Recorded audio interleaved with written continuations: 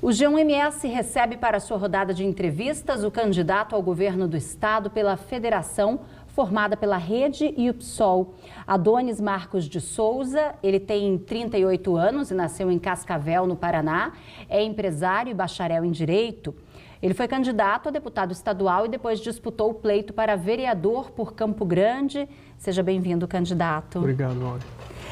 Candidato, antes de se filiar ao PSOL, o senhor passou por algumas outras legendas, até mesmo de direita, né? O que fez você mudar, né, de posicionamento político? Na verdade, nós sempre fomos filiados em partido com a sigla trabalhista, né? Sempre defendemos o trabalhador, esses ideais do trabalhismo, né? Fui do PTC, do PTB, do PDT e agora do PSOL. Historicamente, né, o PSOL é um partido que está alinhado ao PT. E aí, na eleição presidencial, inclusive, os dois partidos estão juntos. Então, por que essa aliança ela não segue aqui no estado, não está sendo repetida aqui? Na verdade, as federações, elas são algo muito novo. A gente não sabe ao certo como que isso vai continuar. E quando estava discutindo essa questão de federação, segundo a informação que eu tenho, nacionalmente já estava pré-definido. Inclusive teve toda uma situação lá de votação para definir que o pessoal retiraria a candidatura e não teria uma candidatura própria para apoiar a eleição do presidente Lula. Em Mato Grosso do Sul, eu acho que a gente começou tarde os diálogos, né? Pode ser que haja uma aliança no futuro para as próximas eleições que venham aí de município, mas em Mato Grosso do Sul a Federação Rede PSOL decidiu por candidatura própria, até mesmo naquela máxima, né, que quem não disputa eleição não cresce, né? E o senhor nunca exerceu um cargo eletivo, né? Já esteve em outras disputas eleitorais, não tem a experiência na administração pública. Por que se lançou candidato ao governo do estado?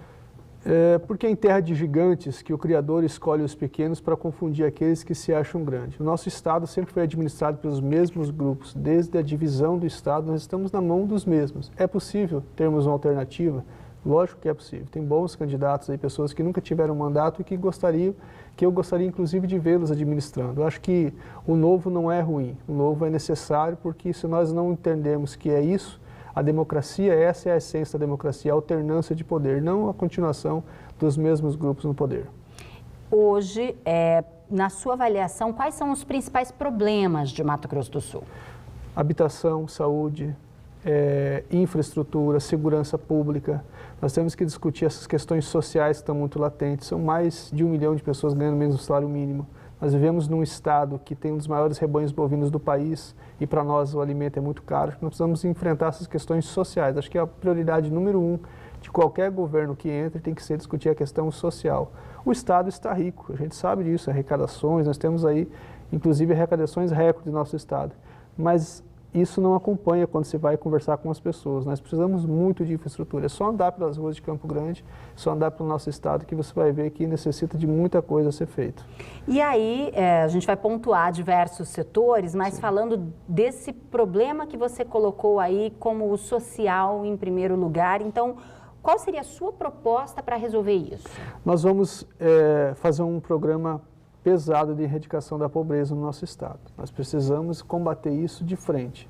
Vamos criar restaurantes populares nas principais cidades de Mato Grosso do Sul, até mesmo porque aumentou muito a população em condição de rua. Nós precisamos discutir a questão da habitação e retirar dessas ocupações irregulares as pessoas que estão vivendo em favela, em situação de risco, de dificuldade econômica, social. Nós precisamos discutir essas questões centrais. Nós vamos construir habitação popular, nós vamos trabalhar um programa de distribuição de renda, além dessa questão dos restaurantes populares, nós vamos trabalhar a parceria com as redes de supermercado, o sacolão popular. Seria o mercado popular. Nós iríamos retirar alguns impostos sobre alguns produtos da cesta básica, até mesmo para favorecer que essas pessoas que estão no cadastro único possam se alimentar com dignidade. A gente está falando de alimentação e o senhor fala também nas propostas de aumentar a oferta dos produtos alimentícios que sejam agroecológicos, orgânicos. Como fazer isso numa escala maior, mantendo as características que são os diferenciais desses produtos? Nós temos muitos assentamentos no estado. Nós temos mais de 32 mil famílias assentadas. O nosso estado, o nosso produtor, o pequeno produtor, ele sabe como produzir. O que nós precisamos fazer? Parcerias entre o Estado, o Sistema S, parcerias entre a própria Agraera, agências do Estado, para que leve logística para essas pessoas. Nós temos o SEASA de Campo Grande, nós temos opções de linkar diretamente o produtor com o comprador. Se eu não tenho logística para me trazer lá de um assentamento para a cidade, mas se eu sou o comprador aqui da cidade, do mercadista, eu posso ir lá buscar essa produção uma vez que ela tenha qualidade e tenha preço. Então, nós vamos organizar a produção do nosso estado. Nós já temos solo, temos um povo trabalhador, nós só precisamos organizar essa questão, juntar o útil ao agradável e acabar com o atravessador, que é o que leva um grande lucro nesse meio. Inclusive, o senhor fala de linhas de crédito, incentivos específicos para a agricultura familiar, agricultura urbana. Como isso seria feito? Seria por meio de uma instituição financeira? Nós temos hoje o Programa Nacional de Fortalecimento da Agricultura Familiar, que é o PRONAF. Ele atende a necessidade dos assentados, dos pequenos agricultores, em parte sim. Mas não existe um microcrédito, um pequeno crédito. Por exemplo, digamos que eu, dentro da questão do conceito de agricultura urbana, eu quero produzir uma horta em um terreno público. Mas eu tenho a intenção, eu tenho a vontade, mas eu não tenho recurso para isso. Então, o Estado vai propor, através de um incentivo, essa obtenção desse pequeno crédito para que a pessoa possa adquirir aqueles insumos para essa produção. Seria uma produção pequena, mas que vai dar um grande resultado. E aí, dessa forma, também pode ser feita com a reforma agrária? A reforma agrária no nosso estado ela está parada há muito tempo. Nós precisamos fomentar os assentamentos, entender que tem um grande número de famílias que estão ainda em um cadastro aguardando essas questões agrárias, apesar que o INCRA é uma instituição federal, mas também, se houver vontade do governo do estado em criar novos assentamentos, eu acredito que dá para ser feito. Nós precisamos muito discutir a questão da reforma agrária e a retomada desse programa, que é muito importante para o pequeno agricultor sem terra. E com isso, vai ter recurso público do Estado para isso? Nós vamos ajudar não só com o recurso público, mas principalmente com assistência técnica. Hoje, a lei prevê que uma família assentada tenha um técnico a cada 80 famílias. Nós queremos diminuir que esse número, no mínimo, seja dividido no meio, ou seja, tem que ter um técnico a cada 40 famílias. Nós precisamos investir em tecnologia. O pequeno precisa de tecnologia. Se ele não tem condições de expansão na produção em terra, vamos colocar em hectares, ele tem que ter tecnologia agregada dentro da sua pequena propriedade para conseguir ser competitivo no mercado. Vamos falar um pouco de segurança agora, candidato. Uma das propostas do seu plano de governo é promover a desmilitarização das polícias. E aí, como seria então o trabalho da segurança ostensiva, preservação de ordem pública, visando esse projeto? Nós não estamos dizendo que não haverá mais polícia militar. Nós estamos dizendo que nessa questão do plano de desmilitarização, o policial vai poder questionar a questão salarial, até mesmo alguma ordem do seu comandante que seja desumana. Hoje, o policial ele fica engessado dentro de uma forma de regimento interno que ele não pode questionar, ele não pode fazer um questionamento sobre salário, ele não pode entrar em greve, e nós vamos propor que isso seja mudado. Também no nosso governo não será mais colocado o policial e o indígena numa situação de confronto, porque isso sim é pelo governo do estado. Então você determina a questão da segurança pública. O policial e o cidadão estão do mesmo lado. Nós vamos propor, inclusive, na questão da segurança pública, que seja colocado a câmera no colete do policial e nas viaturas, porque isso diminuiu a letalidade das polícias no estado de São Paulo, a violência, e como colocar em 1/3. Então, nós queremos implementar isso em Mato Grosso do Sul e vamos investir muito em tecnologia, nessa questão de segurança e tecnologia. O policial tem que ter ferramentas tecnológicas para combater o crime organizado hoje. Candidato, o senhor, inclusive, tem uma previsão no plano de governo para que os policiais possam fazer greves, né, manifestações. Agora, isso já existe uma previsão legal, né?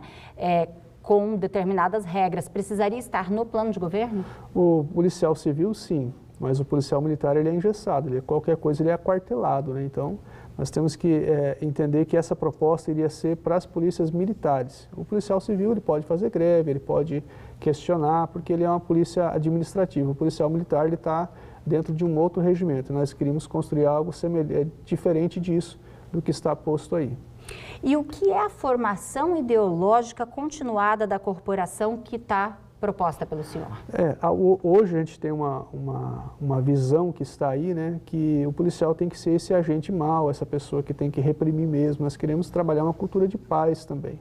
Se nós dermos mecanismos, nós dermos condições inteligentes para esse policial do futuro, vamos colocar esse policial contemporâneo, nós vamos diminuir muito essa questão da violência. Eu acho que a grande situação é trazer uma pacificação social, trazer a paz entre a segurança e o cidadão.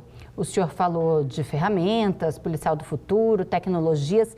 Isso tudo tem um custo alto, né? A tecnologia tem um alto custo. E como tudo isso seria custeado pelo Estado? Se nós entendermos o nosso Estado é um Estado que arrecada muito, investe muito pouco. Essa, pelo menos, é a minha visão. Nós não temos problema com receita, nós temos problemas administrativo. Uma má administração é pior do que roubo. Então, nós precisamos administrar melhor o nosso Estado, enxugar o nosso Estado em muitas questões. E eu acredito que vai sobrar dinheiro para muita coisa. Candidato, o senhor pretende também instituir a segurança cidadã para o campo e para a cidade. Como seria esse projeto? É uma forma que você concede ao cidadão a forma que ele possa deliberar junto às políticas de segurança pública do seu município, da sua região, do seu estado. Às vezes o maior problema de uma aldeia indígena é ter um policiamento ostensivo lá. Às vezes a determinada região precisa de um aparato de tecnologia.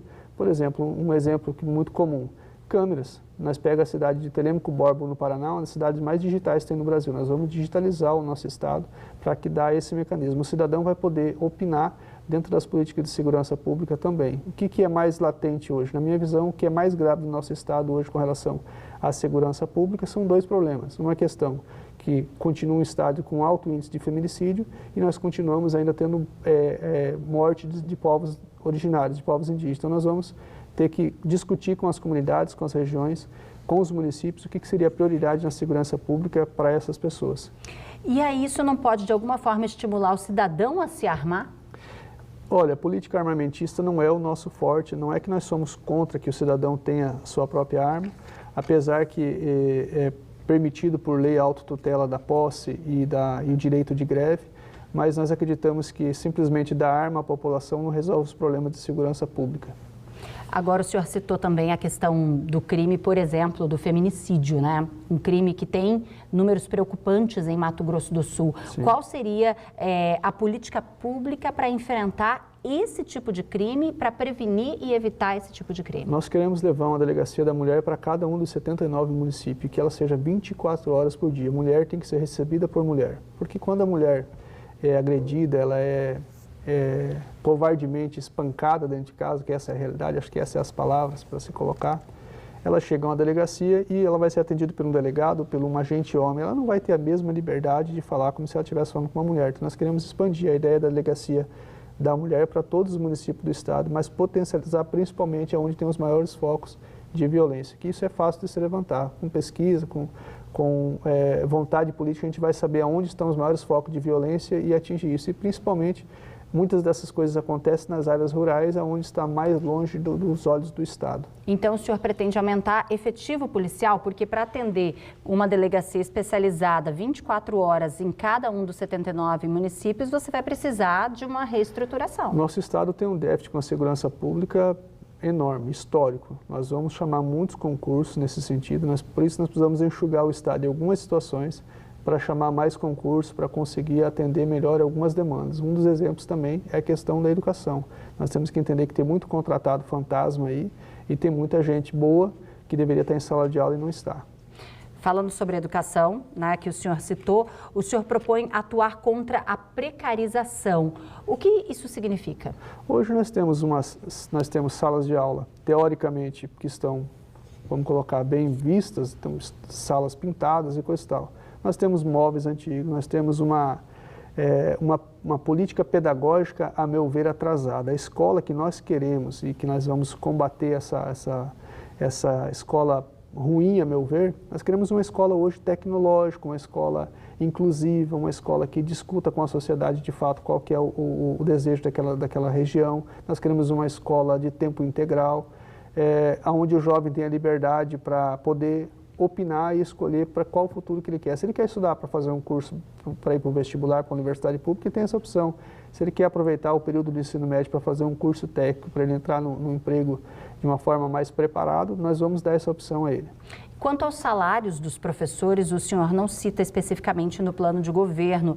Como seria prever equiparação de contratados e concursados, por exemplo? Nós vamos trabalhar o mínimo possível com contratados, mas a primeira regra nossa vai ser equiparar o salário de quem está contratado com quem está concursado. Não existe, a nosso ver, essa disparidade de salário. Se estamos os dois fazendo tendo o mesmo objetivo, fazendo a mesma função, por que nós temos que pagar menos para quem está contratado? Eu sei.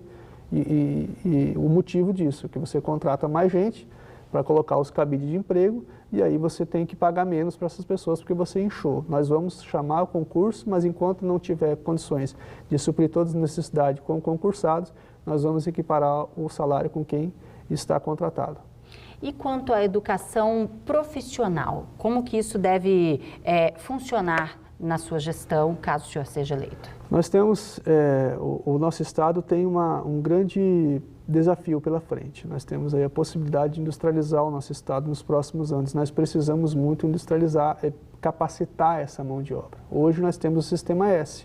Cada município hoje do estado que recebe lá uma sede do Sistema S, ele consegue evoluir muito. Nós vamos fazer essas parcerias para que a gente consiga qualificar a nossa mão de obra para que o cidadão sul-mato-grossense aproveite as oportunidades que chegarão pelo futuro.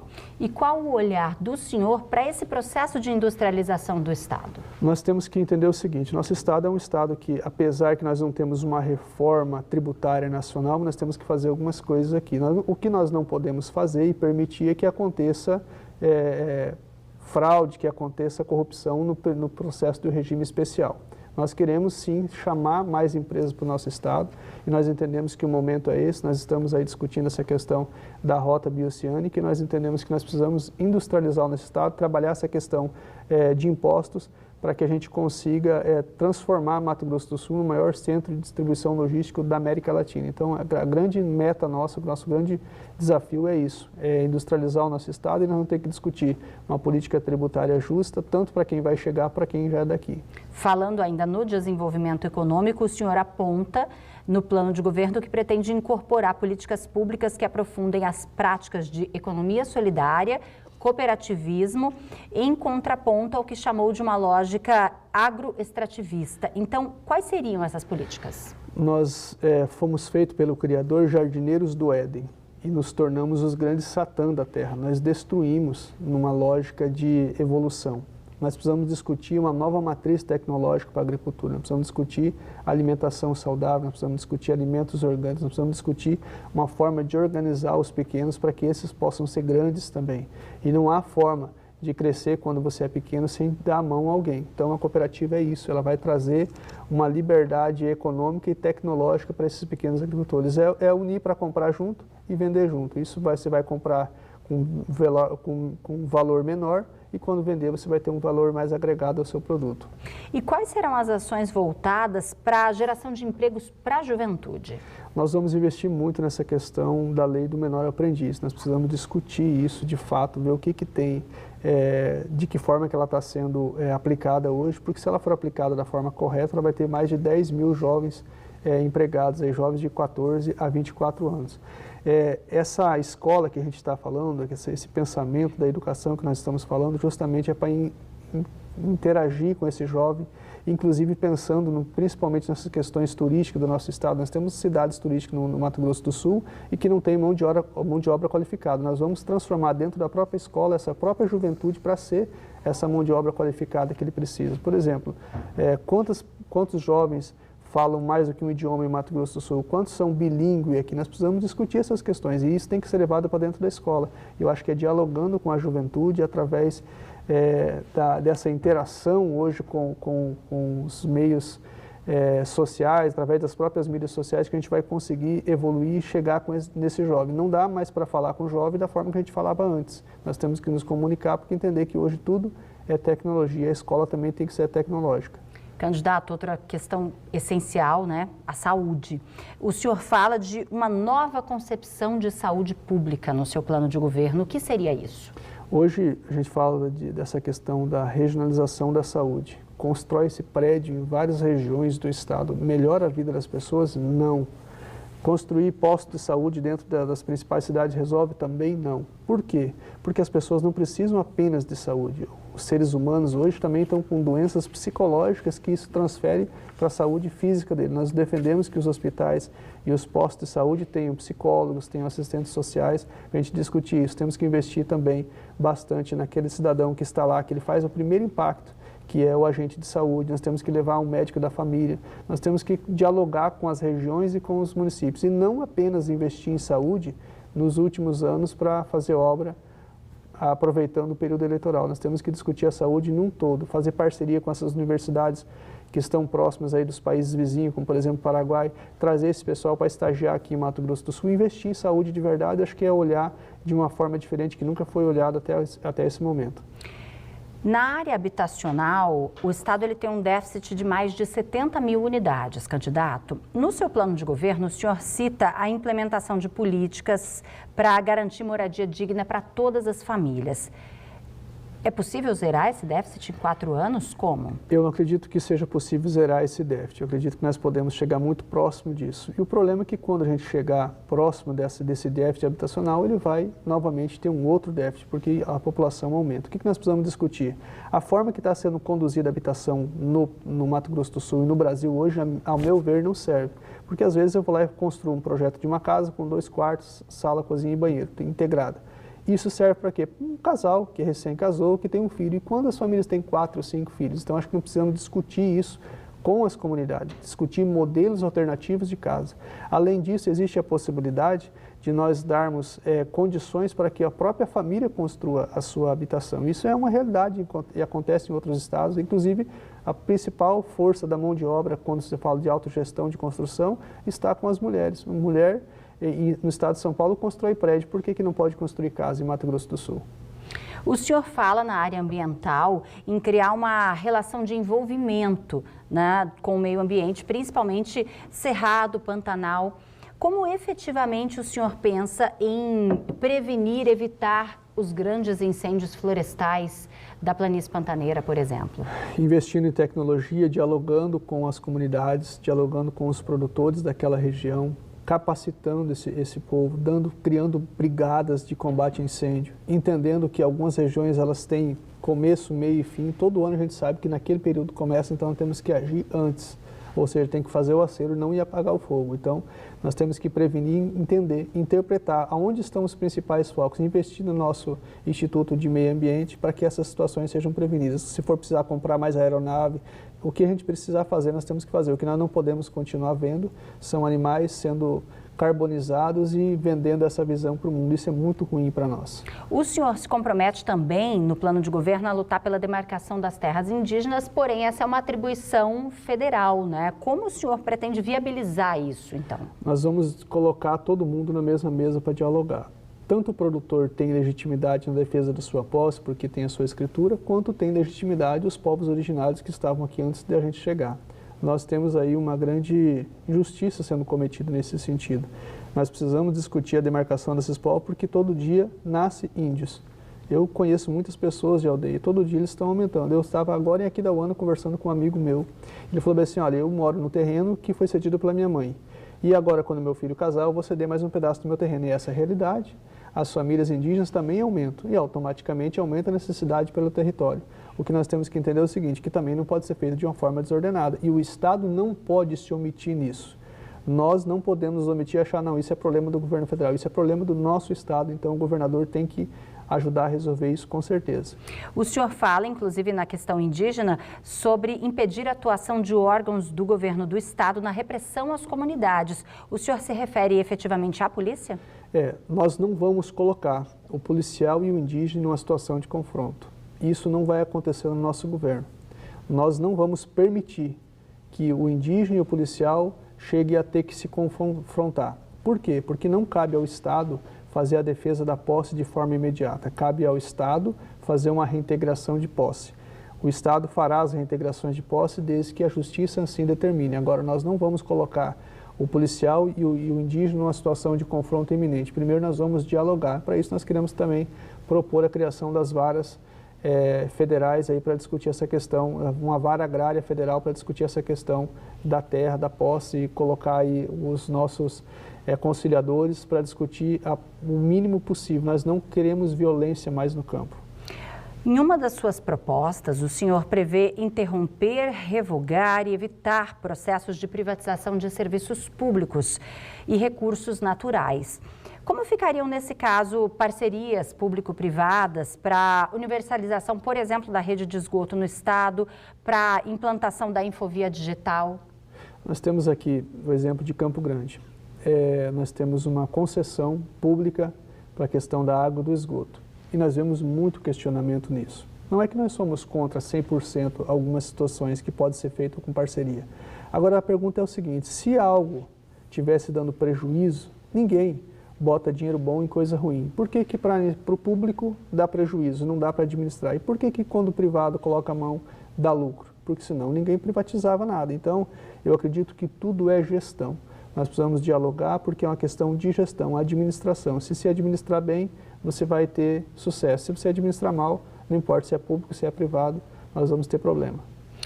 Nós temos ainda 4 minutos, candidato. O que efetivamente o senhor pretende fazer para garantir a integridade física dos presos e dos familiares que está prevista na Lei de Execuções Penais? Eu sou um dos fundadores da primeira APAC de Mato Grosso do Sul, que é a Associação de Amparo aos Condenados. Nós acreditamos que os presídios de Mato Grosso do Sul não recuperam ninguém, isso é uma realidade do Brasil. Nós temos que prender, com certeza, cometer um crime, ele tem que pagar por isso. Hoje está apreendido, mas amanhã está contigo, essa é a visão.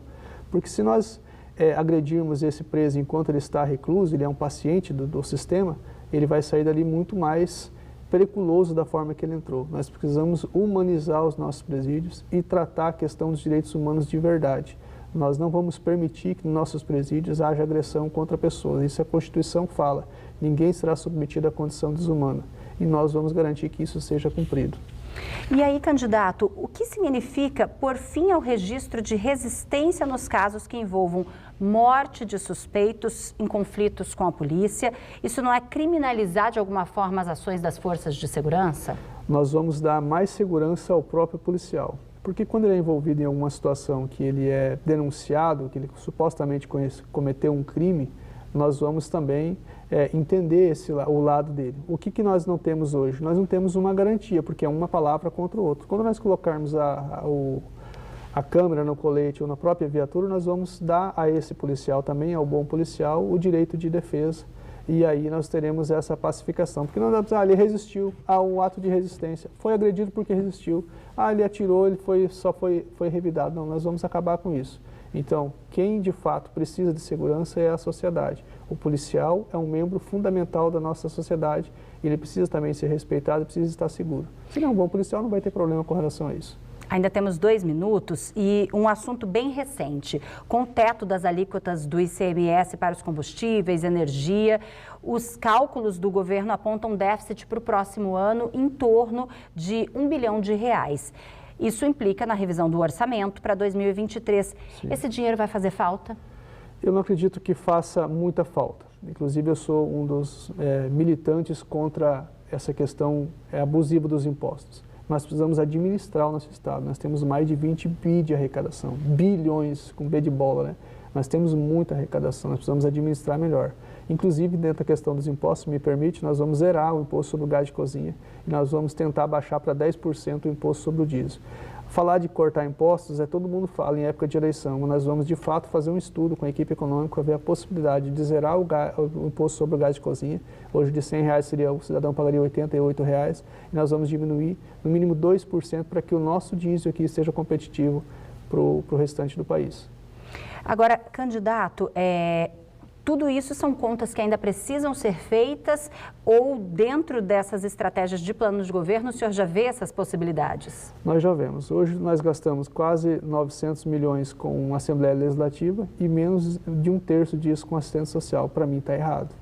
Nós precisamos priorizar algumas coisas. A nossa prioridade vai ser pessoas, nós queremos cuidar de gente. Então nós vamos fazer o possível que for para que a gente possa humanizar o nosso Estado, humanizar o atendimento público.